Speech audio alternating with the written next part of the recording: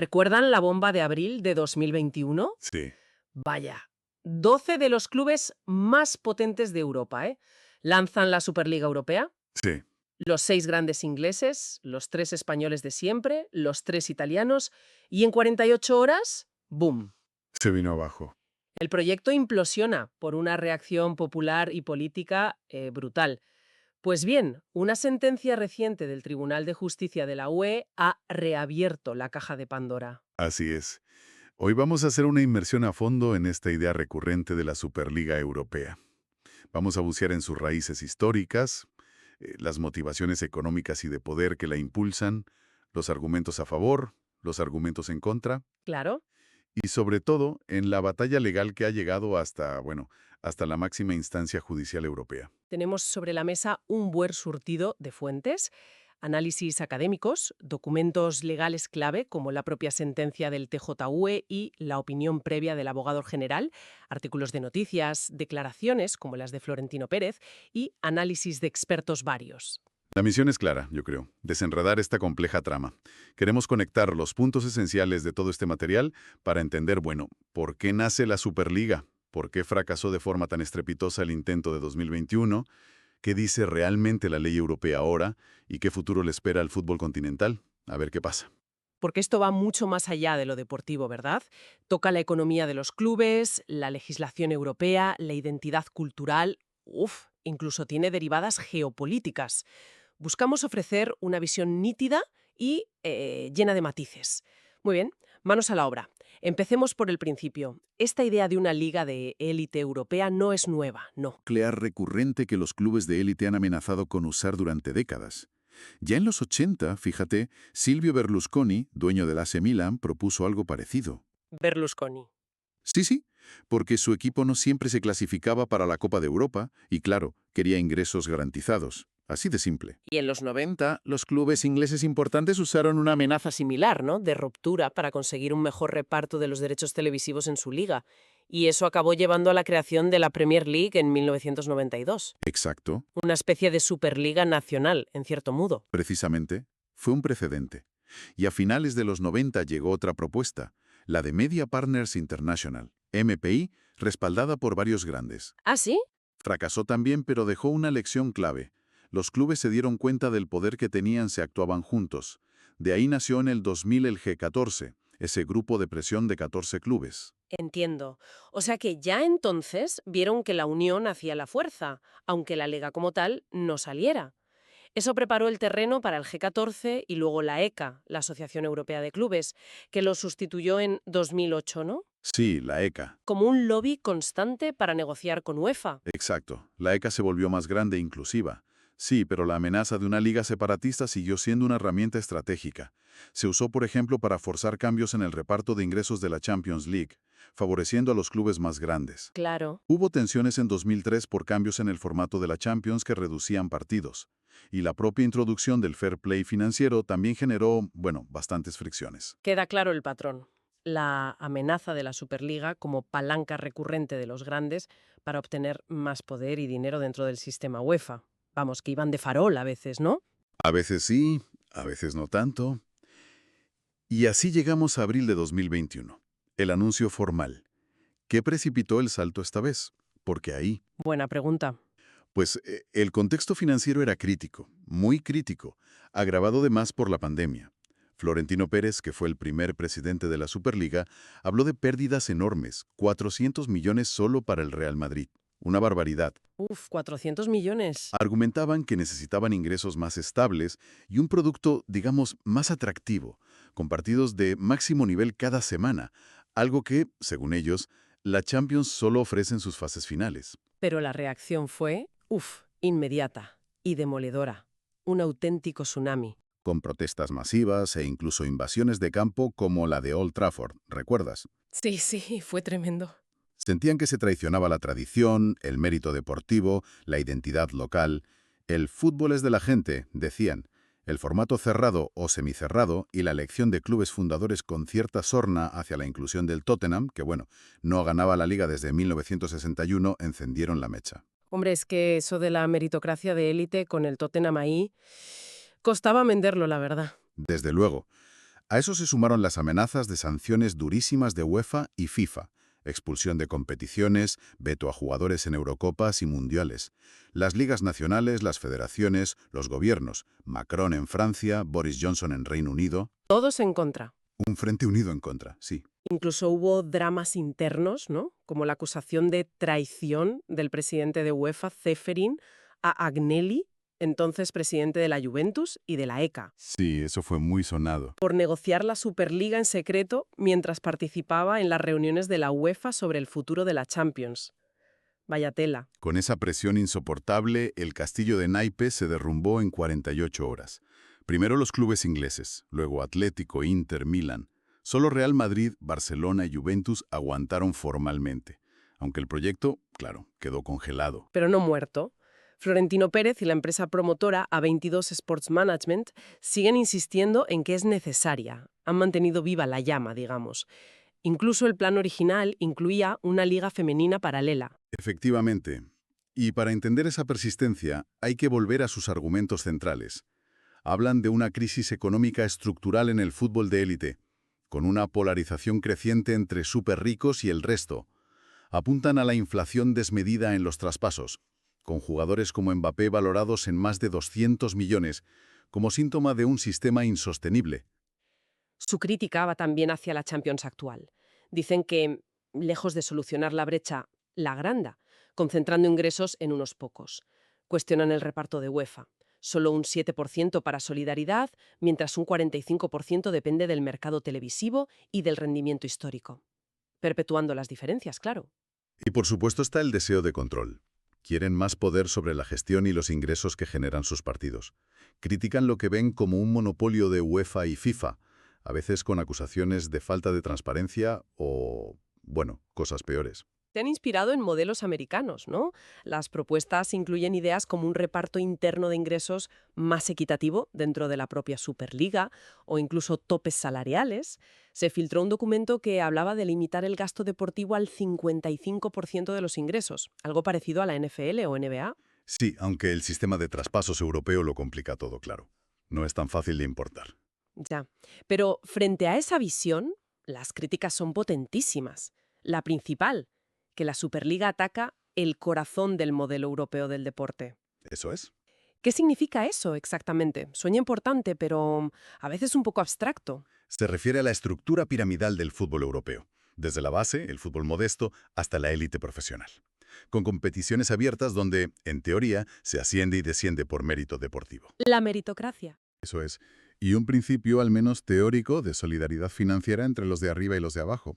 Son valores que incluso menciona el artículo 165 del Tratado de Funcionamiento de la UEFA. Por eso, la UEFA lo calificó de proyecto cínico. El formato cerrado o semicerrado es la antítesis de eso, claro. Mata la emoción del ascenso por méritos, la historia del equipo modesto que llega lejos. Totalmente. La necesidad de blindar plazas para los fundadores es vista como una debilidad fundamental. A veces se compara con la Euroliga de baloncesto, que tiene licencias fijas. Sí, pero la tradición de competición abierta en fútbol es mucho, mucho más arraigada. Culturalmente es diferente. Y luego está el impacto devastador que tendría en las ligas nacionales. Sacar a los grandes las debilitaría enormemente, tanto deportiva como económicamente. Imagina la liga sin el clásico. O la Premier sin los Big Six. Claro, partidos que ven cientos de millones de personas. Si se jugara a la vez que las ligas, aumentaría aún más el desequilibrio interno. Sería tremendo. Sin olvidar la reacción de los aficionados, que ya vimos. Ese rechazo a la mercantilización extrema, a perder la conexión local, a romper con la historia. El concepto de economía moral del fútbol, donde el dinero no lo es todo, pesó mucho en 2021. Muchísimo. Además, hay dudas comerciales serias. Nadie garantiza que la Superliga fuera a generar automáticamente más ingresos que la combinación actual de ligas nacionales potentes y Champions League. Los clubes necesitarían garantías muy sólidas para romper con un sistema que, pese a todo, les da dominio nacional e ingresos europeos extra. Es un riesgo enorme. Con todos estos argumentos y tensiones, era inevitable que el conflicto acabara en los tribunales. Menudo lío. Aquí es donde entra en juego el derecho de la competencia de la UE. Ludogordiano, el centro del problema, es el doble papel de FIFA y UEFA. Son reguladores del deporte y a la vez organizadores de sus propias y muy lucrativas competiciones. Juez y parte, ¿no? Exacto. Sus estatutos exigían autorización previa para cualquier torneo alternativo, bajo amenaza de sanciones muy graves. Eso levantaba sospechas de conflicto de interés, de actuar como guardianes, gatekeepers, que protegen su propio negocio en lugar del interés general del deporte. Ese fue el núcleo de la demanda de la Superliga, bueno, de A22. Argumentaban que esas normas de FIFA-UEFA eran un abuso de posición dominante prohibido por el artículo 102 del Tratado de la UE y un acuerdo anticompetitivo, artículo 101. Sí, Sostenían que impedían la entrada de nuevas competiciones y, sobre todo, y esto es clave, que carecían de criterios claros y justos, criterios objetivos. criterios que fueran transparentes, objetivos, no discriminatorios y proporcionados. Quédate con esas siglas. TONDP. TONDP. Son la clave de todo lo que vino después. Lo repite la sentencia constantemente. Vale, TONDP. Mientras tanto, FIFA y UEFA se defendían diciendo que sus reglas eran necesarias para proteger el modelo europeo del deporte. El mérito, la solidaridad, la integridad, la salud de los jugadores. Objetivos legítimos, insistían. Y la primera señal judicial importante llegó en diciembre de 2022, con la opinión del abogado general del TJV, un tal Rantos. Fue bastante favorable a UEFA-FIFA, la verdad. ¿Ah, sí? Sí, sugirió que sus normas de autorización podían estar justificadas por esos objetivos legítimos y ser proporcionadas. Eso sí, consideró desproporcionadas algunas sanciones, como vetar jugadores de selecciones nacionales. Eso no. Parecía que la balanza se inclinaba hacia el status quo, hacia que UEFA tenía razón. Pero entonces llegó la sentencia final del TJUE, de la Gran Sala, el 21 de diciembre de 2023. Y fue un vuelco. Un volco significativo, sí. La decisión clave. Las normas de FIFA y UEFA sobre autorización previa, participación y sanciones son contrarias al derecho de la competencia de la UE, a los artículos 101 y 102. ¿Y la razón? La razón fundamental, y aquí volvemos a las siglas, porque carecen de un marco que establezca criterios y procedimientos que cumplan las condiciones TOND. Ahí está el kit de la cuestión. No es que el tribunal dijera la Superliga es buena o tiene derecho a existir, sino las reglas de UEFA para bloquearla son malas porque no son claras, objetivas ni justas. Esa falta de un marco TOND les daba un poder discrecional que el tribunal considera arbitrario y, por tanto, abusivo. Exactamente. El TGUE calificó las normas como abuso de dominante, artículo 102, y como restricción de la competencia por su objeto, artículo 101, que es la forma más grave de infracción, precisamente por esa ausencia del marco TONDIP, sin necesidad siquiera de analizar sus efectos concretos en el mercado. O sea, la propia regla era ilegal por cómo estaba hecha. Eso es. Y subrayó algo importante. FIFA, UEFA no pueden usar su poder regulador para favorecer sus propias competiciones frente a las de terceros. Las reglas del juego deben ser iguales para todos. El tribunal reconoce que el deporte tiene especificidades, ¿no? Su importancia social, cultural, el mérito deportivo, como ya había dicho en casos anteriores como Meca Medina o Bosman, casos muy famosos. Sí, lo reconoce. Pero insiste. Eso no le da a carta blanca para saltarse las normas de la UE sobre competencia o libre circulación. Las restricciones son válidas solo si persiguen fines legítimos.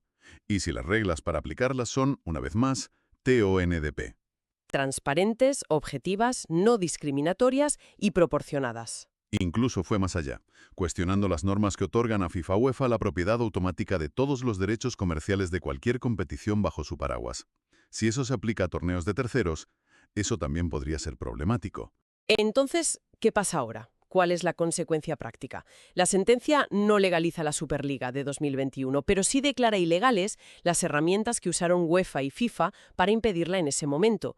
Les obliga a cambiar sus reglas, ¿no? Correcto. Les obliga a crear ese marco TONDP si quieren poder autorizar o denegar futuras competiciones. A22, la promotora, reaccionó rápido presentando una nueva propuesta de Superliga más abierta. 64 equipos, 3 divisiones, Star, Gold, Blue, con ascensos y descensos anuales. Ah, sí, algo leí. Y la promesa de partidos gratis por streaming en una plataforma llamada Unify. Un intento de parecer más para los fans. Claro, intentando contrarrestar la imagen elitista. Y la UEFA, que seguramente veía venir algo así, ya había empezado a modificar sus reglas de autorización en 2022, ¿no? Antes de la sentencia. Sí, se adelantaron un poco. Las nuevas normas, previstas para julio de 2024, intentan cumplir explícitamente con los criterios TONDP. Establecen plazos, obligan a justificar denegaciones, prevén recursos. Pero imagino que no lo pondrán fácil. Hombre, claro, mantienen condiciones exigentes, que la nueva liga no perjudique a las competiciones UEFA existentes, que respete el mérito deportivo, el calendario, la salud de los jugadores y, ojo, se reservan el derecho a imponer condiciones adicionales como cambiar el nombre o exigir aprobación de federaciones nacionales. O sea, que la puerta está abierta, pero es estrecha y con muchos peajes. Algo así. Y el Juzgado Mercantil de Madrid, que fue el que elevó la cuestión al TJUE, ahora tiene que aplicar esta sentencia al caso concreto. La partida judicial, digamos, no ha terminado. Y en paralelo está el factor Reino Unido. Con el Brexit, la sentencia del TJUE no aplica allí directamente. Pero el gobierno británico está creando un regulador independiente del fútbol, Sí, eso es muy importante. con poder para licenciar a los clubes y prohibirles unirse a ligas no autorizadas. Una medida anti-superliga clarísima. Y la Premier también ha blindado su reglamento interno. Es que este no es solo un debate legal o deportivo, hay una capa geopolítica importante. Se habla de la tensión entre el nuevo dinero, inversiones de estados del Golfo como Qatar en el PSG o Emiratos Árabes Unidos en el Man City, aunque el City sí fue fundador de la ESL, fondos americanos en Liverpool, United o Milan, y la vieja guardia de clubes con estructuras más tradicionales o de propiedad de socios, como Real Madrid o Barça. Intereses muy distintos, claro. Y los intereses nacionales también juegan. La postura del PSG en 2021, por ejemplo, pudo verse influida por los intereses de Qatar, dueño del club vía QSI, y su relación con beIN Sports, presidida por Al-Khelaifi, que es también presidente del PSG y directivo de UEFA, y la cercanía del Mundial 2022. No querían líos con FIFA-UEFA justo entonces. Tiene sentido. Y en Reino Unido, proteger la Premier es casi una cuestión de Estado, un activo de poder blando post-Brexit. Los gobiernos español e italiano también defendieron sus ligas nacionales, lógicamente. Muchísimos factores en juego. Para ir cerrando el análisis, una mención rápida al fútbol femenino. El plan de 2021 prometía una liga femenina paralela. Sí, lo mencionaba. Se enmarca en una tendencia donde se busca que los grandes clubes masculinos impulsen a sus secciones femeninas, a veces por obligación legal como en Brasil o China, aunque existe el riesgo de que se vea como algo secundario o un apéndice. Claro. Los datos muestran que la Champions femenina es cada vez más competitiva, eso es verdad, pero aún está lejos de la masculina, en parte por la diferencia en el número de jugadoras de élite disponibles. Aún hay camino por recorrer. Bien, hemos recorrido un camino largo y complejo, la verdad. Si tuviéramos que sintetizar, diríamos que el fútbol europeo vive una tensión brutal entre su modelo tradicional, méritos, solidaridad, pirámide, y las fuerzas del mercado global y las ambiciones de una élite de clubes cada vez más poderosa económicamente. Totalmente de acuerdo. Y la sentencia del TJUE no ha resuelto esa tensión de fondo. Lo que ha hecho es cambiar las reglas del enfrentamiento. Ha dicho a los organismos como UEFA y FIFA, si quieren seguir siendo los guardianes del fútbol, sus puertas deben tener cerraduras justas y transparentes. Es decir, necesitan ese marco TONDP para autorizar o denegar competiciones. Si no, es ilegal. Los elementos clave a retener son esa mezcla de economía, deudas, ingresos, pasión, aficionados, identidad, ley, derecho de competencia UE y poder, geopolítica, control. Y es crucial recordar esto. El TJUE no validó la Superliga, sino que invalidó el proceso de bloqueo de UEFA-FIFA por considerarlo arbitrario y anticompetitivo en su forma actual, sin esas reglas TODNP. Justo eso. La falta de un proceso justo, transparente y objetivo fue lo que condenó el tribunal. No entró a valorar el proyecto de Superliga en sí. Perfecto. Y para cerrar, como siempre, lancemos una pregunta al aire, algo para darle vueltas. Ahora que la ley obliga a FIFA, UEFA y otras federaciones a tener criterios TODNP para autorizar competiciones alternativas, ¿y si esta exigencia legal, paradójicamente, en lugar de solo abrir la puerta a ligas rebeldes, impulsara una reforma profunda dentro del sistema actual? Es una posibilidad interesante, sí, ¿Podría esta sentencia obligar a UEFA y FIFA a definir y aplicar de forma mucho más rigurosa y justificable qué significan realmente mérito deportivo y solidaridad financiera? Claro. Podría forzarles a implementar mecanismos más efectivos de equilibrio competitivo o redistribución de ingresos dentro de sus propias estructuras, como única vía para legitimar su modelo frente a alternativas que, legalmente, ahora tienen un camino más claro para nacer si cumplen ciertos requisitos. Ahí queda la reflexión. Ahí queda la reflexión sobre el futuro incierto y desde luego apasionante del fútbol europeo.